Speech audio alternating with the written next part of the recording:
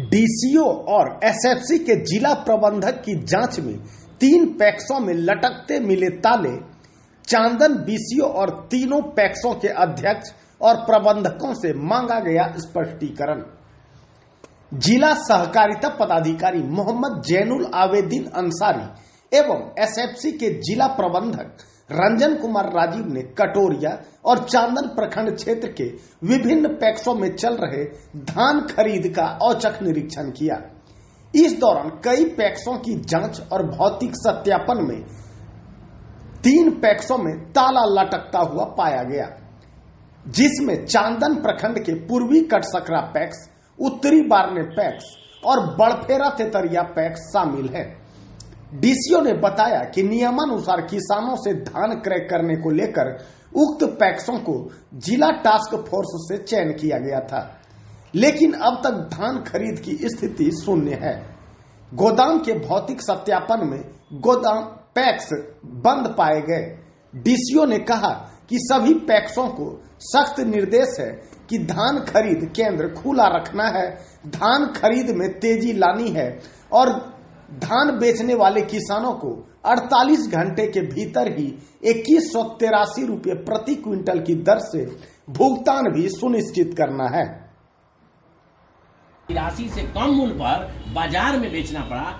हाँ सब बताया जाए, आज जो विजिट कर रहे हैं उसका मुख्य उद्देश्य क्या है? मुख्य उद्देश्य यही है कि जितनी भी सोसाइटी जो चयनित हुई है जिला टास्क फोर्स से, उस सभी को क्रियाशील करना है। मतलब सभी को धान के लिए खरीदारी के लिए उसको क्रियाशील कर लेना है और सभी चयनित सोसाइटी को मेरा यही कहना है कि आप अपने गोदाम को खुला रखें, अपने क्रय केंद्र को खुला रखें और गोदाम पर ही क्रय केंद्र है और क्रय केंद्र प्रभारी जो प्रबंधक हैं और अध्यक्ष हैं इनको हम निर्देशित भी किए हैं पूर्व में भी कि ये खुला रहना है। यदि अगर गोदाम खुला नहीं रहता है, क्रय केंद्र नहीं खुला रहता है तो किसान वहां से वापस जाएगा, क्योंकि देखेगा कि शटर गिरा है गोदाम का, अर्थात वो पैक्स खरीद ही नहीं रहा है। दूसरी बात है कि पेमेंट करने के लिए किसानों का भुगतान को 48 घंटे में भुगतान करना है। उसमें 3 माध्यम है।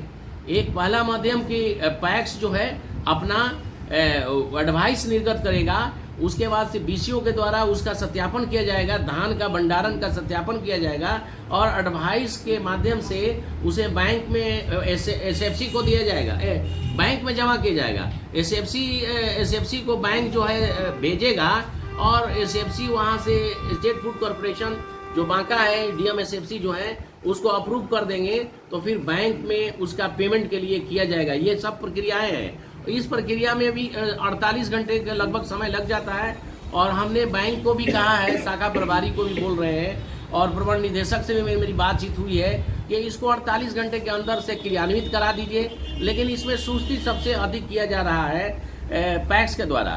पैक्स धान खरीद नहीं रहा है और खरीद रहा है तो 1-2 किसान का खरीद करके बैठ गया है, क्रय केंद्र चालू नहीं हो रहा है। इसलिए इसको संचालित करना है और विभाग से भी कड़ा निर्देश प्राप्त हुआ है वीडियो कॉन्फ्रेंस में कि सभी पैक्सों को धान जो जितने चयनित हैं उनको क्रियाशील कर लेना है। दूसरी बात और बताना है कि जिला में इस जिला के दो ऐसे ब्लॉक थे जिसमें एफईओ का गठन करना था। एफईओ का मतलब फार्मर्स प्रोड्यूसर ऑर्गेनाइजेशन, जो भारत सरकार की एक संस्था है।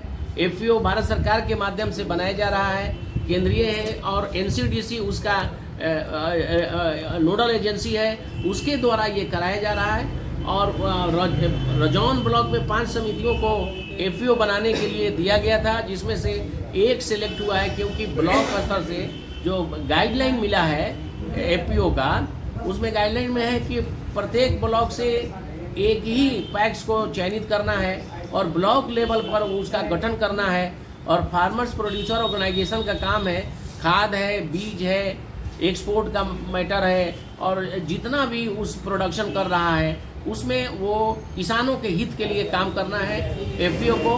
तो उसका गठन यहाँ से रजौन जो है एक पैक्स है वो चयनित हो गया है फर्स्ट लिस्ट में, और दूसरी सूची में चांदन के एक पैक्स पूरी उम्मीद है, आशा है कि एक सेलेक्ट हो जाएगा, तो 2 एफपीओ बन जाएगा इस जिला में। तीसरी चीज है कि केंद्रीय जो मल्टी स्टेट सोसाइटी होती है जो एक्ट 2002 से निबंधित सोसाइटी है, उसमें 3 सोसाइटी है जो कि गठन पहले से हो गया है, भारत सरकार ने करा दिया है। उसमें नेशनल कोऑपरेटिव ऑर्गेनिक लिमिटेड है, NCOL, जो एक्सपोर्ट कोऑपरेटिव सोसाइटी है NCEL, और भारतीय बीज सहकारी समिति BBSSL से संबद्धता करना है पैक्स को। हमने सभी सहकारिता प्रखंड सहकारिता प्रसार पदाधिकारी को मैंने निर्देशित कर दिया है कि कम से कम हर एक ब्लॉक से 5-5 सोसाइटी को, जो अच्छी सोसाइटी है उसको सेलेक्ट कर लीजिए, और उसकी संबद्धता ये तीनों जो केंद्रीय सोसाइटी है जिससे बहुत लाभ होने वाला है, उसको अगर उससे संबद्ध होगा तो उसको डिविडेंड मिलेगा, लाभांश मिलेगा, क्योंकि केंद्रीय स्तर की जो सोसाइटी होगी वो तो काफी इनकम जनरेट करेगी भारत लेवल पर। तो अगर हम शेयर मनी जमा करते हैं और उससे संबद्ध हो जाते हैं, अटैच हो जाते हैं, तो हर साल एक डिविडेंड मिलेगा और सोसाइटी को बूस्टअप करने में, और हमारी जो भी सोसाइटी जो इससे एफिलिएटेड होगी उसको काफी फायदा होने की उम्मीद है। इसलिए मेरा सभी पैक्स अध्यक्ष और प्रबंधक से अनुरोध है कि वे सारे लोग अपनी सोसाइटी को इससे संबद्ध करें। मिनिमम न्यूनतम कम से कम 5 पैक्स प्रत्येक ब्लॉक से इससे संबद्धता प्राप्त कर लेंगे।